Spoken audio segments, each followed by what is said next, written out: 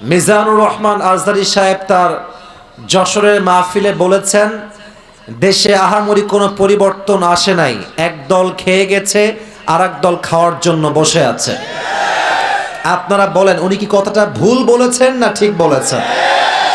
আপনারা বাঘের মতো আমাকে উত্তর দিবেন আওয়াজ করে। প্রিয় কলিজার টুকরা রংপুরের ভাইরা, আজহারী সাহেব কি কোনো দলের নাম উল্লেখ করেছিলেন?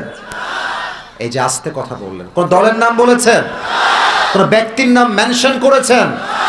উনি জাস্ট বলেছেন এক দল খেয়ে গেছে আর এক দল খাওয়ার জন্য বসে আছে, এতেই কিছু লোকের গায়ে আগুন ধরে গেছে।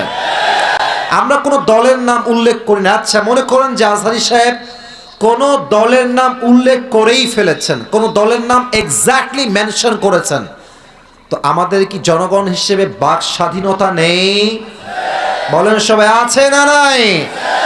যদি আমাদের বাক স্বাধীনতা কেউ কাটতে চায়, তাদেরকে আওয়ামী লীগের ইতিহাস মনে রাখতে হবে যুবক ভাইরা আমার।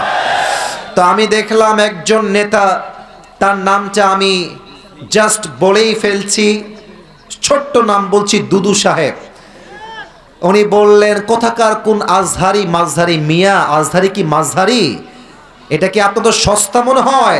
আজহারি এটা হচ্ছে বাংলাদেশের ব্র্যান্ডের নাম যুবক ভাইরা আমার। আচ্ছা আপনি বলেন, এই যে একজন নেতা, দলের নেতা একজন আলেমকে বলছে আজহারি মাঝহারি কোথাকার কে, এটাই প্রমাণ যে সে মানুষটা শিক্ষিত হতে পারে না। একজন শিক্ষিত মানুষ আলেমকে কথা বলবে পরিপূর্ণ শ্রদ্ধার সাথে, সম্মানের সাথে রংপুরের ভাইরা আমার। আচ্ছা আপনি আমাকে বুঝায় বলেন, মনে করেন যে আজহারী সাহেব কোনো একটা কথা ভুলই বলেছেন, আমরা কারো অন্ধভক্ত নই, আমরা অন্ধভক্ত নই, ভুল হলে ভুল, ঠিক আছে, আপনি দ্বিমত পোষণ করবেন, এটার তো একটা আদব আছে, এটা সম্মান আছে। আপনি বলবেন যে আমাদের সকলের প্রিয় মিজানুর রহমান আজহারী সাহেব কথা বলেছেন, আমার মনে হয় ব্যাপারটা এরকম না হয়, এরকম হলে আরো ভালো হতো, আপনি রেসপেক্ট দিয়ে বলেন। আপনি যখন আজহারীকে মাঝহারি বলে গালি দেন, কলিজার টুকরা যুবকদের রক্তক্ষরণ শুরু হয়ে যায় যুবক ভাই। তবে হ্যাঁ, একজন বললেন যে আজহারী সাহেবকে, আসেন আপনি রাজনীতির নাম লেখান, আপনি রাজনীতি করেন, আপনি ওই দলে যান সেই দলে যান, যশোরের মাহফিল আপনার ইউটিউবে আজকে সার্চ দিবেন, জুম করবেন যশোরের মাহফিলটা, ড্রোন ফুটেজ বা পেছনের ফুটেজ দেখবেন, যত মাহফিলে অডিয়েন্স এসেছে 95 ভাগ যুবক ভাইরা সেই মাহফিলে এসেছিল। সবাই কি জামাত ইসলাম? তারা সবাই কি শিবির নাকি? তারা মিয়া, ঘোল খাওয়াই লাভ নাই, এইসব ঘোল আর বাংলার মানুষ খাবে না যুবক ভাই।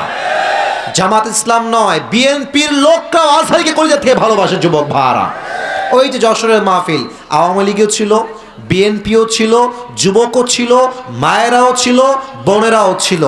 অতএব আমাদের ভালোবাসা দলের জন্য নয়, জামাতের জন্য নয়, কোনো ব্যক্তির জন্য নয়, আমাদের ভালোবাসা একমাত্র কোরআনের ভালোবাসা, একমাত্র আল্লাহর জন্য ভালোবাসা এটা। আচ্ছা, যেই দলগুলো এভাবে আজহারীকে কটাক্ষ করছেন, এই যে 20 লাখ মানুষের সামনে কটাক্ষ করলেন, ওখানে কি সবাই আজহারীর ভক্ত না? তো আপনি যে গালিটা দিলেন, যার বুকে আপনি আঘাত দিলেন, আচ্ছা ভাবেন যে আজহারী সাহেবকে আমি ভালোবাসি, কথার কথা, তো আমার ভালোবাসার মানুষকে যে গালি দিবে, আমি কি তাকে আর ভোট দিব নাকি? কথা বলেন, ভোট দিব নাকি? আপনি আমাকে সম্মান করবেন, আমার ভালোবাসার মানুষকে সম্মান করবেন, আপনাকে আমি স্যালুট জানাবো যুবক ভাই, আছে কিনা বলে?